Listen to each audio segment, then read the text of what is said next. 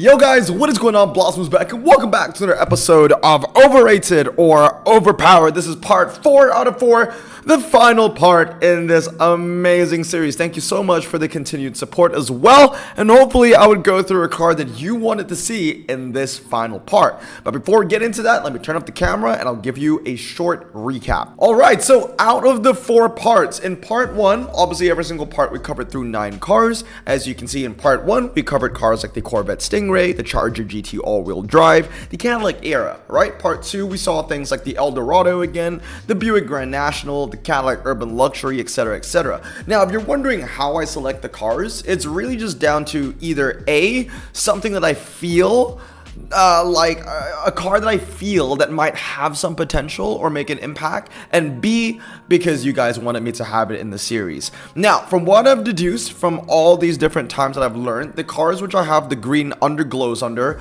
are the ones where I feel like would genuinely make an impact in the game, and the ones without those green underglows, they're either like decent or bad or something like that. Part 2, again, you know, some great ones that we covered were the Eldorado, the Chevrolet Serve, and the Chevrolet Cruze. Moving on to part 3, which was the most recent episode, we had a lot of bangers like the Buick GS400, the Cadillac CT4 Blackwing, as well as the Chevrolet Corvette IMSA or IMSA GTO C4.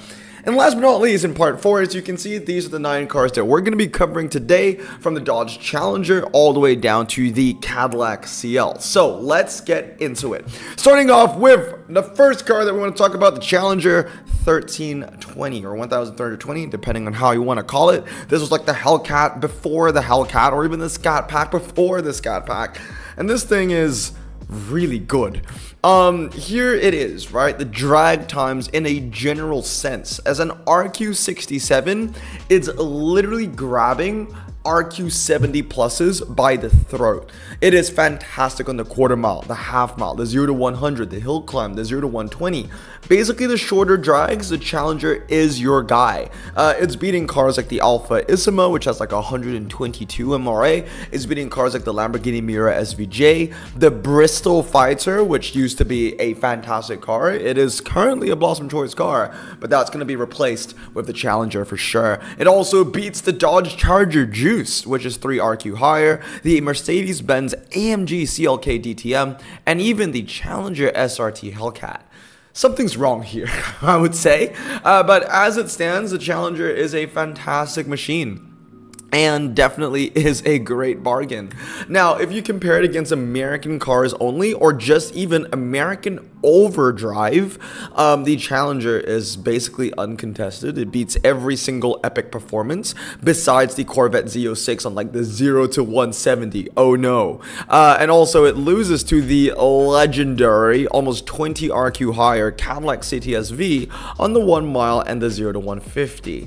That being said though, the Challenger still beats the damn Cadillac on the quarter mile, the half mile, 0 to 100, 120, hill climb. It's crazy. The amount of bargain, the amount of value that this thing brings is an absolute bargain. So its strengths include the quarter mile, the half mile, and the hill climb, and it just brings unbelievable value. This is the car that you want to pray that you unpack, from that RQ 65 to 69 American Overdrive Titanium pack, if you will, epic pack, if you will, from the American Overdrive trials. I was not lucky enough to get this, but if you did, consider yourself incredibly lucky. Now, moving on to the second car that I want to review for today's episode is the Cadillac CL, medium ground clearance. Doesn't look like it has medium ground clearance from the photo, but it does. So it's a pretty good car. Putting it up against American medium or high ground clearance performance tire super rares, it basically is like the second best. I mean, within the comparison at least, it's definitely the best 44 and 45, but it will lose to the Buick GNX on city streets medium, hairpin, indoor karting, and the fast circuits. And also one thing to take into account is, you know, take note on how you want to upgrade your Cadillac CL.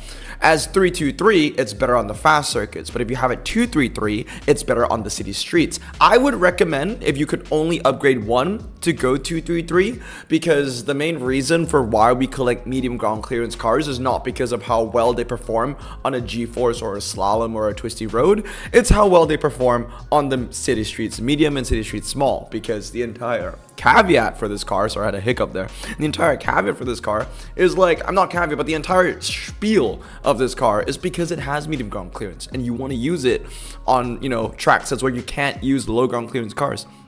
So it's a fantastic 44. It even beats like the RQ-47 Impala, which is very impressive on many track sets. But it does fall behind the Buick GNX and ironically the Buick Regal GS, which isn't even a new car. Now compare it within its niche, medium ground clearance Super Air convertibles, and it still remains okay. Again, it's not the most fair comparison because it's 44s against 46 and 47s and 49s. But this is a very small niche of medium ground clearance convertibles, and it still remains, you know, the second best basically on the City Street Small, only losing to the 5RQ higher RQ49 Ford Mustang GT convertible. Now, moving on to that, I want to just talk about how it performs within its own RQ neighborhood of just, you know, RQ44 to 45 medium ground clearance Super Airs. Feels pretty good still. I mean, it's the best 44, 45 for the City Street Small and medium, but it will lose to the RQ46 Mazda Excella MS. Also, it's, you know, relatively okay on the hairpin road as well as a twisty circuit and even the fast circuits. If you take away that RQ46, it's able to beat a couple of 45s and a couple of 44s as well, trading blows with the RQ45 Honda Civic Type R on some of the more twisty track sets, right? So overall, the Cadillac CL is a pretty decent car. I would say that it's like in between like good and really good, like it's good, above average for sure. It's a reliable city streets car if you want to save a little bit of RQ. It's not the cheapest car to use, but it definitely is a, you know, mid-range kind of mid-bargain kind of car. So there are going to be situations where it'll be useful, but not in many, and that's the main reason why I'm not ranking it any higher than where I'm putting it. Now, moving on is the Chevrolet SS. It's a very interesting ultra rare, this one, because among 61s, it's not good. Actually, it's a pretty bad RQ61 if you compare it in a general sense. And I've also deliberately added American cars outside from American Overdrive in here, so you can see like the Charger Scat Pack, which is the best on the Canyon Tour, also pretty good in the fast circuits. You can see the Chevrolet Corvette ZR1, which is the best car here for the car park, and the Chevrolet SS, which is, you know, the highlighted car of this comparison, loses to other cars like the Mazda BBR and the Slalom, the BMW Z4 on the G-Force and the hairpin, etc., and the Countach on the fast circuit as well. So as a general RQ61, within, you know, against other performance tire, I guess, jack of all trades kind of ultra rares, the Chevrolet SS definitely underperforms as a 233. Moving on to drags, it's the same situation. The only thing it wins is 0 to 170. But when you put it in an American Overdrive perspective, then the Chevrolet SS becomes one of the best ultra rares. I've basically put it up against every single performance tire ultra rare from American Overdrive, and yeah, it wins most track sets. It only loses on car park, G-Force, indoor karting, and slalom to the Cadillac CT4V, which is a car that did not get a highlight in this series, but I guess you can say that it's kind of having its moment right now, because not only is it the best ultra rare performance from the update for the track sets that you see here, it's also superior on City Streets Small and City Streets Medium compared to the 64 Chevrolet Camaro. So the CT4V is a fantastic car to get. Good luck to you. I hope you got it from the Coast to Coast Carbons. I didn't get the chance, which makes me sad because I really want that CT4, but I'll get it one day, hopefully. But one thing that really surprised me about the Chevrolet SS is that it's actually a really good dragster. And you know what I'm saying is that, as you can see, it's the best dragster here for American Overdrive. It beats everything, right? So let's think about it this way. Maybe the Chevrolet SS isn't a 233 car. Maybe it's a 332 car. And as you can see, as a drag spec car against every single ultra rare Chevrolet in the game, the Chevrolet SS is the best one there. So very interesting. I did not think that this was going to be an out-and-out dragster because it had, you know, okay handling. Not great, but definitely not terrible. But it definitely is a dragster, isn't it? The fact that it's able to beat the 63 Camaro, the 61 Corvette, yeah, definitely a dragster for Chevrolet only. It's not an American dragster, it's not a general dragster, but it is a Chevrolet dragster, and it is an American Overdrive dragster. here. So I would say that it's good, and I think the main reason for why I think it's good, although it's a crappy RQ61 in general, as long as you land yourself in an American Overdrive event, the Chevrolet SS is going to be a useful addition to your collection. So you just gotta know where to run it, because in the right places, this thing will be among the best. But if you put it in the wrong places, it will be among the worst. So high risk, high reward. But overall, as long as you know where to put it, it's going to be a good car for you. Now, moving on is the Buick Regal GS. Four-wheel drive standard tires, the best standard tire car from this update. We're going to start off with how it performs in a general sense. Not even a general sense, but just amongst American cars. And it's not looking good. I mean, it's losing to the GMC Cyclone and the Ford Fusion Sport. I had to do this comparison all at 111 because nobody has the times for the Buick Regal GS on Top Drive's records fully upgraded for everything. So I had to do it at 111. Compare it to just the general sense. So not just American standards, but in a general sense within its RQ neighborhood. I'm putting in cars like the BMWs and the Volkswagens and even the Skoda Superb, which is a terrible car. The Buick Regal, not looking good, buddy. And I'm not even putting it up against like really hard competition. You know, within either comparison, within the American cars or even the general cars, I'm not putting in things like the I-Pace or the Cadillac CT6 and none of that. But the Regal doesn't take any accolades.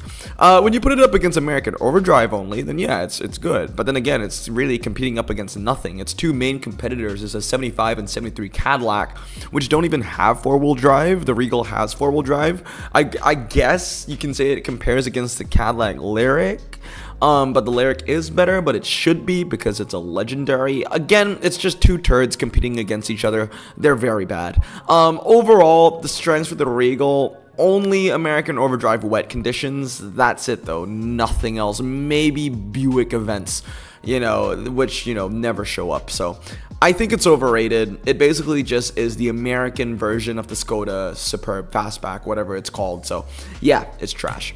Moving on is the Cadillac Escalade IQ. Yeah, this thing is really dominant. The definition of dominant. Okay, so dirt, it is among the best dragster. Well, it is the best dragster. It has the most wins. Only loses on the hill climb to the G63 and the 1 mile and the test bowl to the Land Rover V8. Gone are the days of the Lincoln Navicross. That thing is not amazing anymore. The Cadillac Escalade is the way to go. Putting that against ice and sand and snow and even ocean beach slalom, the Cadillac Escalade IQ is defeating everything within its roadhouse. I mean, it's crazy. It's beating 64s and 60s and everything in between. It's a fantastic car, only losing to the hill climb and to the test bowl, to the Rover and the Mercedes G63, but it wins everything else. This thing is dominant. If you want to use an all-surface tire slash off-road dragster ultra and below, the Cadillac IQ is your guy. Best ocean beach slalom wet ultra in the game, by the way, and also the best short sprint dragster besides hill climb. Like, it's great. So definitely Blossom choice in my opinion. Now, moving on, the Chevrolet XP897 GT ABC BBC FFS 911 711 CBS long boy. Let's see how well it performs against other RQ20 low ground clearance uncommons. It's okay, you know, like it's basically the second best car or the joint best car here in this comparison. The Chevrolet and the Citroen Karin are the ones kind of carrying the weight, beating everything that came before it. Even beats out the RQ21 Holden Toronto. Just threw it in there just for, you know, shits and giggles. Now, moving on to just American low ground clearance uncommons from the low end. The Chevrolet does not win because the Dodge Slingshot exists. So the Slingshot, I would say, is the main competitor here, and it's just the better car everywhere. That being said, though, what the Slingshot isn't is a 1970s car. And within that niche of the 70s niche, the Chevy XP is the best one there, because the Citroen Karin is, I believe is the 80s, right? So the Chevy is the best within that niche of, you know, RQ20 1970 uncommon low ground clearance cars, only losing to the Hairpin, to the BMW, and of course the fast circuits to the Pontiac Trans Am Bandit. So overall, I think it's it's a good car. You know, for what it is, it's a great car. But the only reason why I'm not going to put it at Blossom Choice or even like in a good position is because, dude, it's an RQ20, you know? You're only going to be using this to save you RQ. That's it. But this is the best one to use if you want to save RQ. So pros and cons, I think it's a pretty decent one. But if you can, I would just try and go one RQ higher and go for the Dodge Slingshot instead. Now, moving on to the Cadillac CT5V. This is a car that I really wanted to get. It was the Tier 1 prize in the qualifiers for the Koenigsegg Yamera, and I treated that like a Tri-Series final. I want this. I really wanted this, and I got it. So how good is it? Because I've always called it the American BMW M3 CSL. Well, I compared it against the CSL, and the CSL is still superior. The CT5 is great on the twisty circuit, but that's about it. It's about second place everywhere else in the comparison. The M3CL is still the best, and surprisingly, the cheaper RQ67 Ford GT70 is the best car for slalom, hairpin, and indoor karting because it's the lightest car within this comparison as well. City Street Small surprisingly goes to the Maserati Quattroporte GTS, which I thought was going to go to like the Ford Falcon XR6 Sprints, but it didn't. But yeah, so CT5 doesn't win much here besides twisty circuit. Putting it up against American cars only, American medium ground clearance saloons only, and you know, a lot of them are just Cadillacs, it's a pretty decent car. It doesn't win the track sense I would want it to win, which is City Street Small and Medium. That goes to the RQ72, and if you take away the 72, the best car goes to the RQ70, and if you take away the 70, then the best option goes to the RQ68 Cadillac Escala. That being said though, the CT5 is able to punch above its weight in the super twisty scenarios like slalom, indoor karting, car park, and G-force within its niche of medium ground clearance Cadillacs, or just medium ground clearance American saloons, right? Which also happen to just be mostly Cadillacs. So it has value, and it is able to punch above its weight. Not in the city streets, but more in the twisty scenarios. So overall, I think it's a pretty average car. I don't think it's like underrated. I don't think it's overrated. At most, maybe it's slightly above average. In a general sense, it's not really going to shine. But in an American sense, although it's not the best city streets option, it might be some decent value for a Cadillac event or an American saloon event where you need to save a little bit of RQ.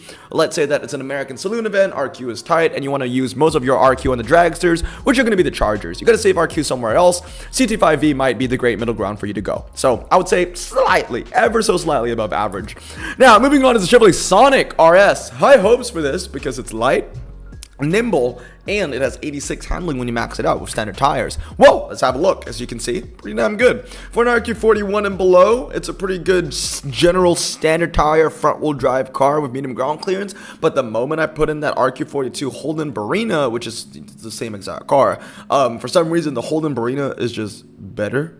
So yeah, but outside of that, the Chevrolet Sonic RS is really strong, and I'm taking that a bit longer to the American niche. So American standard tire front wheel drive medium ground clear niche, and the Chevrolet Sonic RS as an RQ41 remains the best option for the G-force and the slalom. And I'm competing, and this car is competing against 42s, 43s, 45s, 46s, and even 49s in that Chrysler 200S. So what the Barina isn't is American, and the Chevrolet Sonic RS is American. So you can use this as a great RQ saver. It's like the reincarnation of the Cadillac ELR, if you will, but like not as good.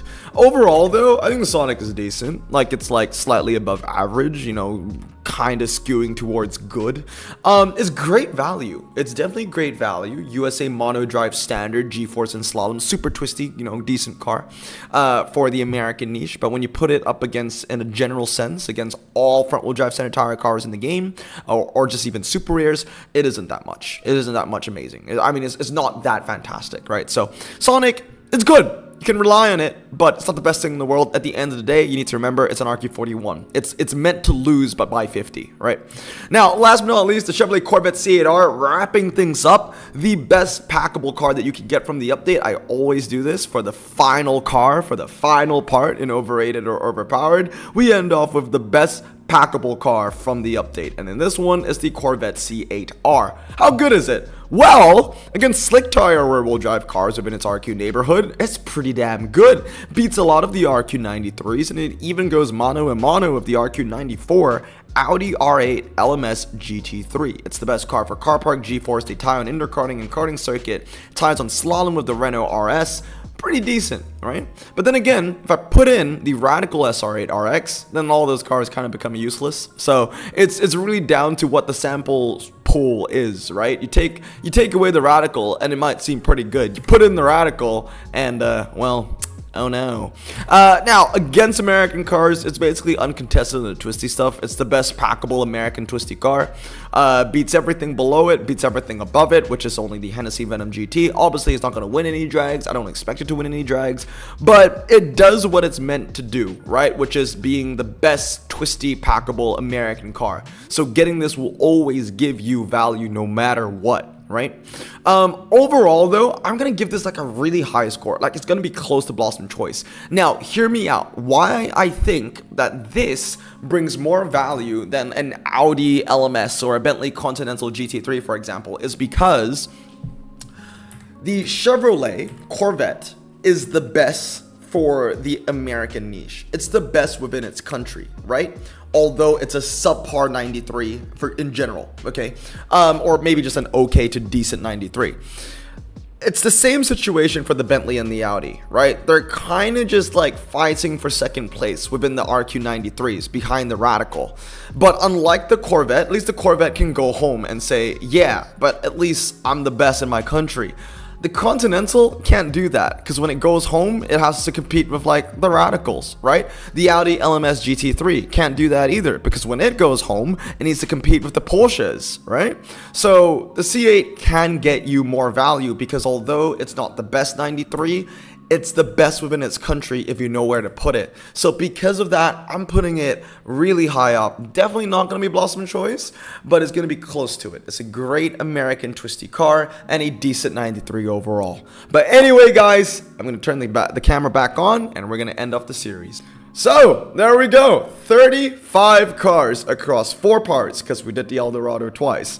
Let me know down in the comments below if I covered what you wanted me to cover. If not, I'm sorry. I don't want to make this series too oversaturated, so I don't want to make like 10 parts of it, you know, 4 parts and we're pretty good. We'll come back for whenever the next update is going to be. Also, these videos take forever to make, so I hope you guys enjoyed it. Thank you so much for watching, and I hope you found this informational. But anyway, I hope you guys have a great day, and stay safe, wash your hands, and blossom out. Peace.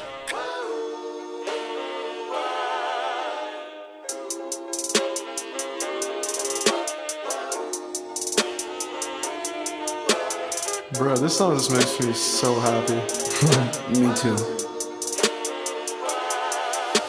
Imagine being Asian in the 50s, looking nifty, leather jacket, looking sleek, look like Presley, look so deadly. Got a jukebox back at home, feeling jazzy, turn it on and play it slow, like the movies with the ladies. They so fine.